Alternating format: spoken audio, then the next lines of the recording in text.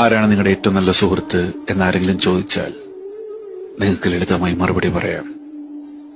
മറ്റൊരാൾ കാരണം എന്നെ ഒഴിവാക്കാത്ത ഒരാൾ, അയാളാണ് എന്റെ ഉത്തമ സുഹൃത്ത്.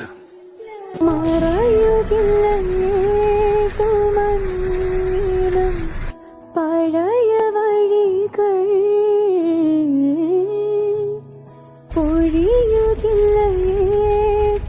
പൊഴിയുകില്ലോവിലും മനസ്സിലകൾ